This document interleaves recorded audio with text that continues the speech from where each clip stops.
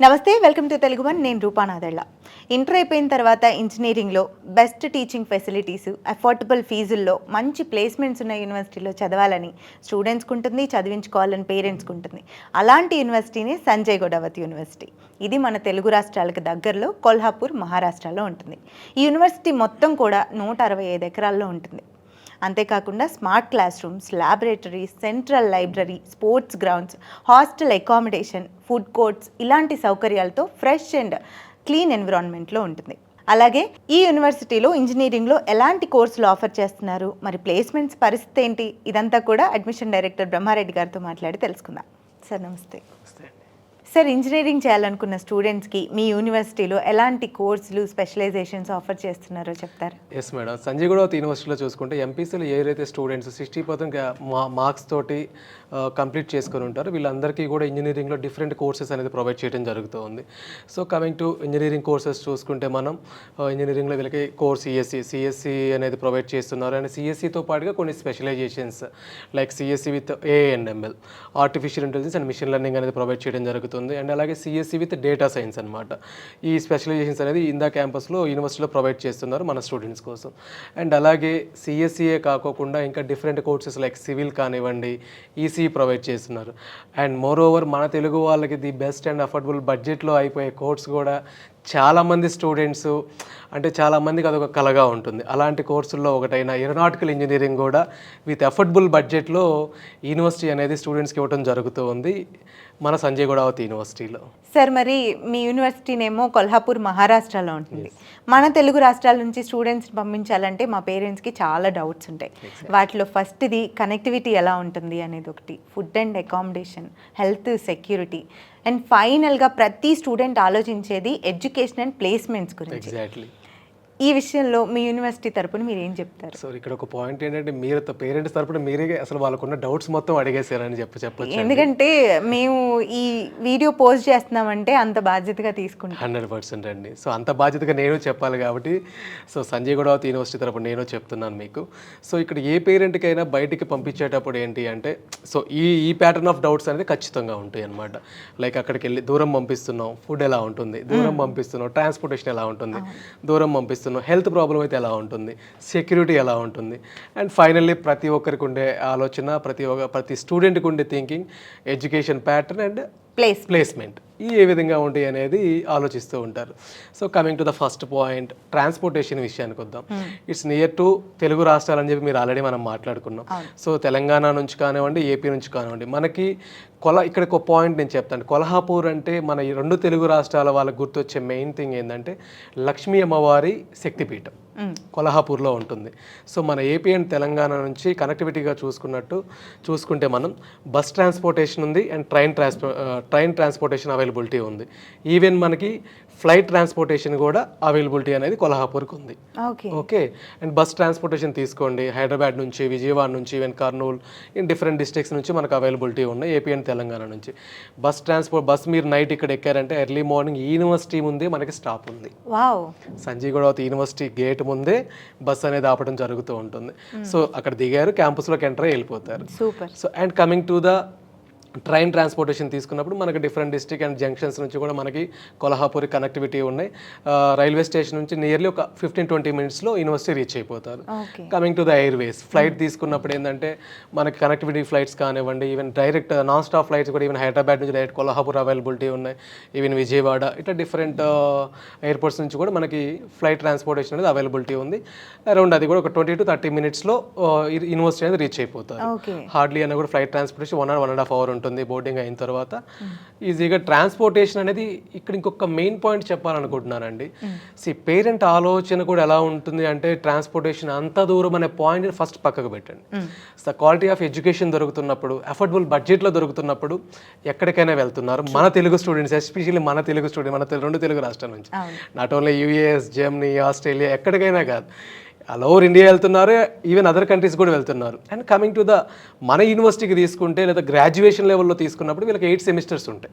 ఒక పాయింట్ మనం మాట్లాడుకుంటే 8 సెమిస్టర్స్ హార్డ్లీ వీళ్ళు ఎన్నిసార్లు వెళ్తారు? సెమిస్టర్కి ఒకసారి వెళ్తారు, సెమిస్టర్కి ఒకసారి వస్తారు, హార్డ్లీ ఒక 16 టైమ్స్. సో దీన్ని మనం ఏమైనా డైలీ వేజెస్లో డైలీ బేసిస్లో డే స్కాలర్ లాగా అయితే చేయట్లేదు కదా, ఒకసారి వచ్చేదానికి మనకంత స్ట్రెస్ అనేది ఉండదు కదా ఈవెన్ స్టూడెంట్కి కూడా. సో ఆ పాయింట్ మనం పరిగణలోకి తీసుకోవాల్సి ఉంటుంది. అండ్ కనెక్టివిటీ అయిపోయింది.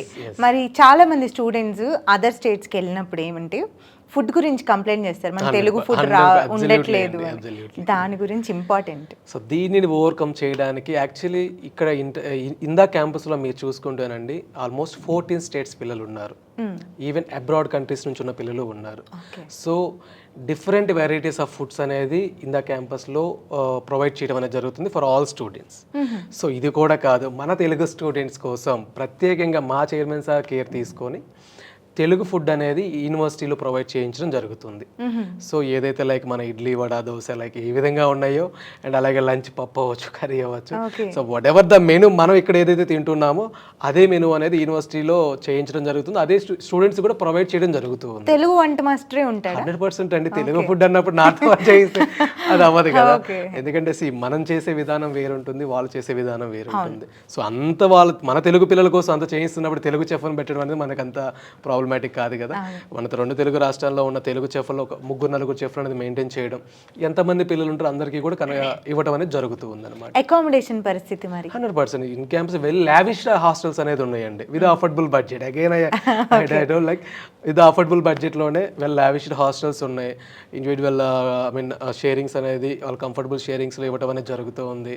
అటాచ్డ్ వాష్రూమ్స్ ఉన్న హాస్టల్స్ ఉన్నాయి. ఇన్ క్యాంపస్లో even AC and non AC hostels కూడా ప్రొవైడ్ చేయడం జరుగుతుంది ఇందా క్యాంపస్లోనే. సార్ ఇప్పుడు single sharing, double sharing, 4 sharing వరకు మీ హాస్టల్స్ లో ఎంత షేరింగ్ వరకు ఉంటుంది? సో క్యాంపస్ లో వచ్చేసరికి మనకి single sharing, dual sharing, 3 sharing, 4 sharing provide చేస్తున్నారు. సో బట్ ఇక్కడ ఎప్పుడైనా కూడా ఏంటంటే షేరింగ్ అనేది ఒక 3-4 మెంబర్స్ ఉన్నప్పుడు కమ్యూనికేషన్ పెరుగుతుంది.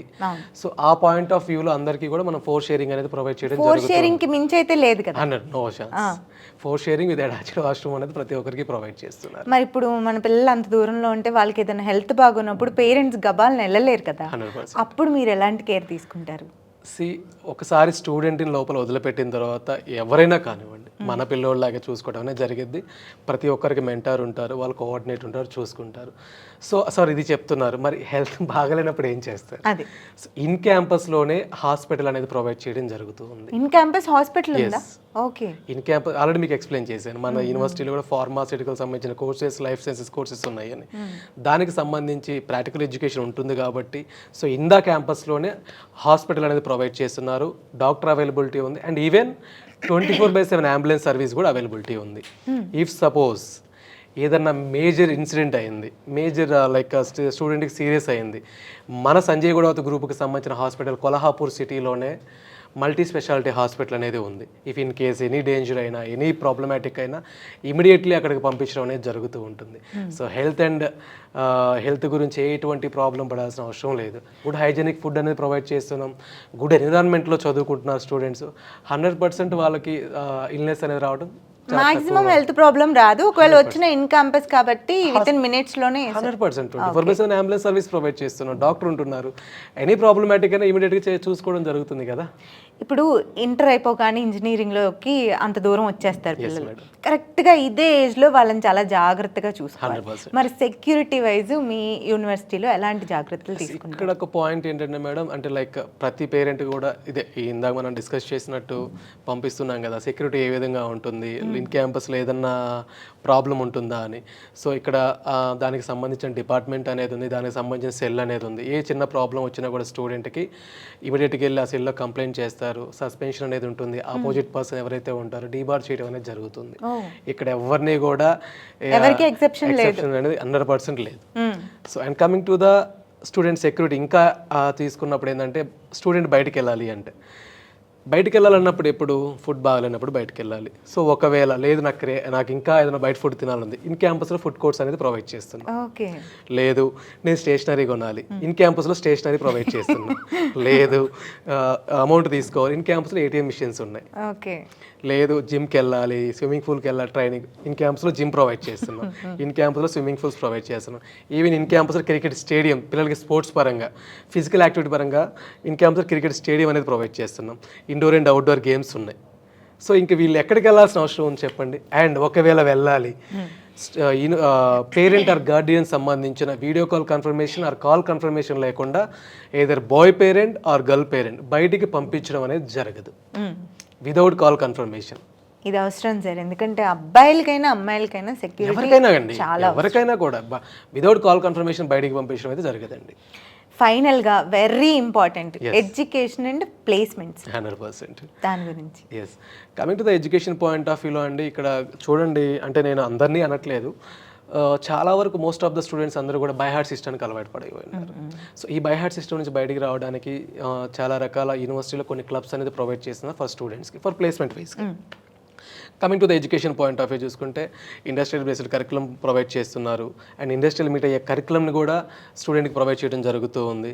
And even 75% practical oriented education provide చేస్తున్నాం, అండ్ 25% థియరిటికల్ బేస్డ్ ఎడ్యుకేషన్ అనేది ప్రొవైడ్ చేస్తున్నాం. సో ఈ ప్రాక్టికల్ ఓరియంటెడ్ ఎడ్యుకేషన్కి ఏంటి, ఖచ్చితంగా ల్యాబొరేటరీస్ అనేది ఉండాలి.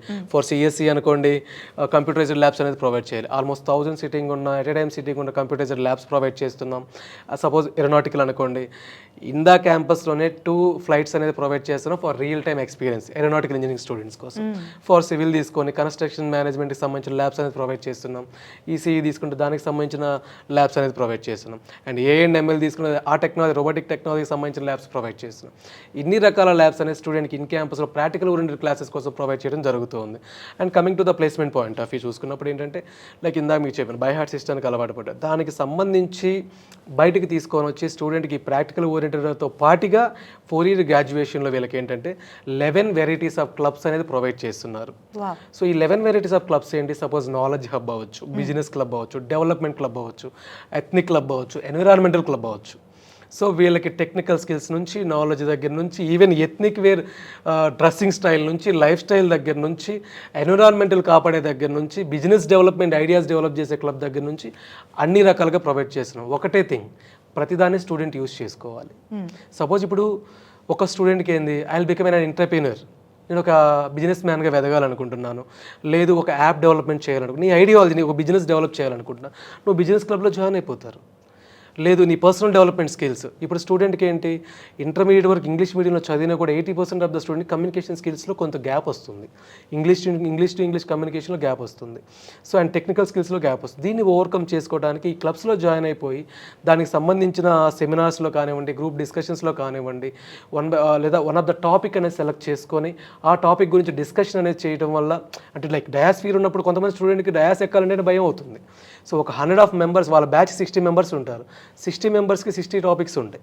ఆ టాపిక్ మీద వీళ్ళు 60 మంది స్టూడెంట్స్ ముందు వీళ్ళు వెళ్ళి డయాస్ మీద ఆ టాపిక్ గురించి డిస్కస్ చేయాల్సి ఉంటుంది. అలాంటప్పుడు ఏమైపోతుంది, స్టేజ్ ఫీర్ పోతుంది. And then even interview face చేయడానికి కూడా ప్రతి స్టూడెంట్కి కూడా మాక్ ఇంటర్వ్యూస్ కండక్ట్ చేస్తున్నారు. ఇక్కడ ఒక పాయింట్ చెప్తానండి, ఈ మాక్ ఇంటర్వ్యూస్లో కూడా సంజయ్ గొడవత్ యూనివర్సిటీకి సంబంధించిన చైర్మన్ సార్కి సంజయ్ గొడవత్ గ్రూప్ ద్వారా 15 కంపెనీస్ అనేది ఉన్నాయండి, ఓన్ కంపెనీస్, 15 ఓన్ కంపెనీస్ ఉన్నాయి. అండ్ అలాగే ఓన్ స్టార్ ఎయిర్లైన్స్ అనేది, స్టార్ ఎయిర్లైన్స్ కూడా ఓన్ ఫ్లైట్ కంపెనీకి సంబంధించింది ఉంది. అండ్ 80 హెలికాప్టర్స్ ఉన్నాయి. అండ్ 150+ కంపెనీస్ తోటి కూడా కొలాబరేషన్ అయ్యి ఉన్నారు. ఈవెన్ సమ్ అబ్రాడ్ కంపెనీస్ తోటి కొలాబరేషన్ అవ్వడం జరిగిందనమాట. సో ప్లేస్మెంట్ పక్కా 100%. అంటే ఆ ప్లేస్మెంట్కి సంబంధించి కూడా వీళ్ళకి మాక్ ఇంటర్వ్యూస్ ఇస్తున్నాం, ఇలాంటి క్లబ్స్ ప్రొవైడ్ చేస్తున్నాం. And practical oriented education, and industrial visitings, internships, and even కొన్ని సర్టిఫికేషన్ కోర్సెస్ ప్రొవైడ్ చేయడం జరుగుతుంది ఇందా క్యాంపస్లోనే. అండ్ సపోజ్ ఇప్పుడు స్టూడెంట్ ఒకవేళ ఏఎన్ఎంఎల్ చేస్తున్నాడు, సిఎస్సి చేస్తున్నాడు, తనకి ఏదైనా మేనేజ్మెంట్ మీద మార్కెటింగ్ స్కిల్స్ నేర్చుకోవాలని ఉంది. సో అతనికి ఏం చేస్తారు, మేనేజ్మెంట్కి సంబంధించిన సర్టిఫికేషన్ కోర్స్ 6 months కోర్స్ అనేది ప్రొవైడ్ చేసి డ్యూల్ డిగ్రీ కూడా ప్రొవైడ్ చేస్తున్నారు ఇందా క్యాంపస్లోనే విత్ అఫోర్డబుల్ బడ్జెట్లోనే. సో ఈ విధంగా ఇన్ని రకాలుగా స్టూడెంట్కి ప్రొవైడ్ చేస్తున్నప్పుడు అతను ఆ education and placement point of వ్యూలో ఇస్తున్న ఎడ్యుకేషన్ యూజ్ చేసుకొని ఆ ప్లేస్మెంట్ సంబంధించిన ట్రైనింగ్ అన్ని తీసుకున్నారనుకోండి, obviously 100% will get a placement with a good package in a good company also. Super. అదైతే సజెస్ట్ చేయగలను నేను మేడం. సో చూశారు కదండి బ్రహ్మారెడ్డి గారి మాటల్లో సంజయ్ గొడవత్ యూనివర్సిటీ గురించి. మన తెలుగు రాష్ట్రాలకి అతి దగ్గరగా ఉన్న యూనివర్సిటీ, ఇన్ని ఫెసిలిటీస్తో ఉన్న యూనివర్సిటీ. మీరు అడ్మిషన్స్ కావాలన్నా, ఇంకా డౌట్స్ ఏమైనా క్లారిఫై చేసుకోవాలనుకున్నా స్క్రోల్ అవుతున్న నెంబర్కి కాంటాక్ట్ చేయండి.